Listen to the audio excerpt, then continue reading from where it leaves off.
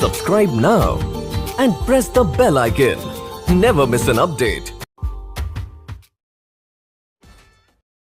Relation between electrical potential and electric field intensity यानी कि विद्युतीय क्षेत्र की तीव्रता E वेक्टर और विद्युतीय विभव V, यही दोनों का रिलेशन निकालना है।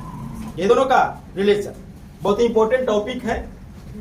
तो यहां पर ध्यान दीजिएगा। देखिए, मान लेते हैं कि एक बिंदु आवेश है O बिंदु पर प्लस Q, ठीक है, एक बिंदु आवेश प्लस Q।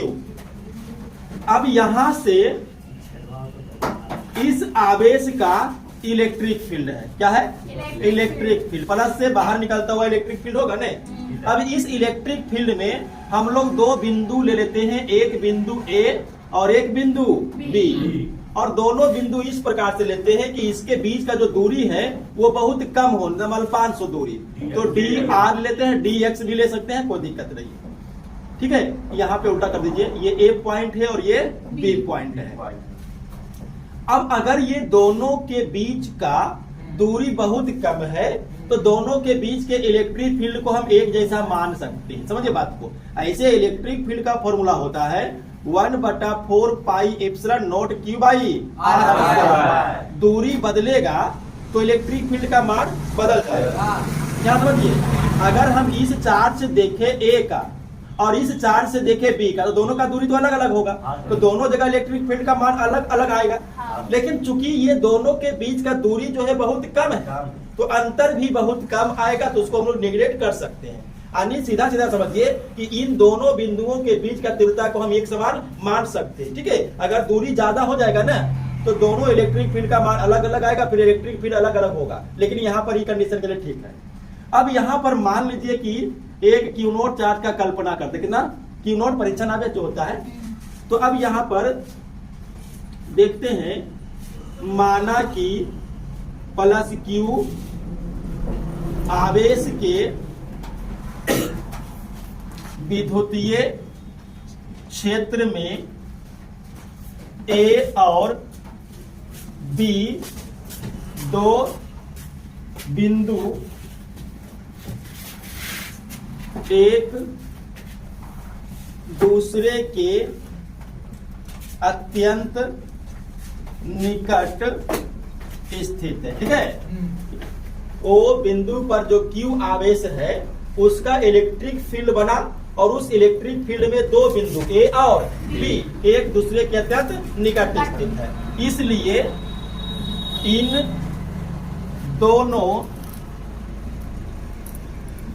बिंदुओं के बीच का विद्युतीय तीव्रता यानी कि E वेक्टर को एक समान माना जा सकता है। सही बात है ना कि अगर दोनों बिंदुओं के बीच का दूरी बहुत कम है, अत्यंत निकट स्थित है, तो दोनों बिंदु पर लगभग बराबर ही इलेक्ट्रिक फील्ड का वैल्यू आएगा। तो हम बराबर मान लिए हैं, और माने कितना है उसको भी दर्शा सकते हैं। तो यहां लिखेंगे, पुनः माना कि A और B के बीच की दूरी अत्यंत निकट, और उसका मान हम लोग ले लिए हैं dr वेक्टर है, dr वेक्टर है, तथा इन दोनों बिंदुओं के बीच का विद्युतीय तीव्रता कितना है? E वेक्टर है। मान लिए। अच्छा, एक चीज और, B बिंदु पर Q नोट परीक्षण आवेश की कल्पना की गई है। हो गया? देखिए, ये पूरा आपका डिस्क्रिप्शन हो गया। यहाँ पर जो भी चीज है उसका पूरा यहाँ पर किया हुआ क्या है कि माना कि प्लस Q आवेश के इलेक्ट्रिक फील्ड में A और B दो बिंदु अत्यंत निकट स्थित है, इसलिए दोनों बिंदुओं के बीच का जो इलेक्ट्रिक फील्ड होगा उसको एक समान मान सकते हैं। फिर माने कितना है, तो दोनों बिंदु के बीच का दूरी को डी आर वेक्टर मान लिए हैं और तीव्रता को ई वेक्टर मान लिए हैं। बी बिंदु पर क्यू नोट परिचालन इसका कल्पना किया गया। तो कभी अगर भूलिए उड़िएगा तो इसको देख लीजिएगा, वो समझ में आ जाएगा। अब इसको कैलकुलेट करते हैं, समझिए जरा बात को। अगर इलेक्ट्रिक फील्ड यहां बना हुआ है और उस इलेक्ट्रिक फील्ड में हम कोई चार्ज लेकर के आएंगे तो उस चार्ज पर आकर्षण या प्रतिकर्षण बल लगेगा। जैसे अभी क्यू नोट पर कौन सा बल अनुभव करेगा? प्रतिकर्षण। ये पॉजिटिव है, ये पॉजिटिव है प्रतिकर्षण। तो ये जो प्रतिकर्षण बल लगेगा उस कितना लगेगा? तो निकालेंगे, चूंकि क्यू नोट टेस्ट चार्ज पर क्रियाशील बल, क्रियाशील बल, तो बल का संकेत हो गया एफ वेक्टर। और कितना निकलेगा? तो इसको हम लोग लिख सकते हैं ना E vector into Q naught. क्योंकि आप पढ़े हैं कि electric field E equal to होता है F vector by Q naught. तो अगर इलेक्ट्रिक फील्ड ई वेक्टर है, चार्ज क्यू नोट है, तो बल कितना होगा? दोनों को मल्टीप्लाई कर दीजिए, ठीक है। तो ये तो बल निकल गया। अब निकाल लीजिए क्यू नोट टेस्ट चार्ज को कितना दूरी तक? बी से ए, तो बी से ए तक लाने में किया गया कार्य। हाँ तो देखिएगा, क्यू नोट टेस्ट चार्ज को बी से ए तक लाने में किया गया कार्य, तो कार्य हो गया W बल गुना विस्थापन। अब समझिएगा, अगर विस्थापन छोटा है तो कार्य भी क्या होगा? छोटा। और देखिए D W equal to F vector, तो एफ वेक्टर का मान पहले रख लेते हैं यहाँ पे। तो E vector into Q naught और इंटू डी आर वेक्टर। अब समझिएगा, ये जो कार्य है अदिश राशि, आवेश भी अदिश राशि, तो दोनों अदिश राशि को एक तरफ कर लीजिए। तो डी डब्ल्यू अगर हम इसको इधर लाते हैं तो बटा में क्यू नोट, और इधर दोनों सदिश एक साथ बच जाएगा ना। तो अदिश एक तरफ होगी और सदिश एक तरफ होगी। और देखिएगा डी डब्ल्यू बटा क्यू नोट इक्वल टू, अब इसको हम लोग करते हैं तो ए बी कॉस थीटा था यार, A vector dot B vector को तोड़ेंगे तो A B cos theta. Equation ये कर लेते हैं। यहाँ से देखिएगा, ये छोड़ो, डी डब्ल्यू बटा Q naught E D R cos theta आया। अब अगर हम देखते हैं कि चूंकि डी डब्ल्यू बटा क्यू नोट इक्वल टू, इसको समीकरण एक हटा दीजिए, बी स्क्वायर बढ़ाते हैं, ई डी आर कॉस, तो थीटा का मान कितना होगा? 180 डिग्री। देखिए विस्थापन तो इधर होगा लेकिन बल तो इधर लगेगा। और D W by Q naught equal कितना जाएगा? Minus E into D are, ठीक है। अब इसको करिए एक।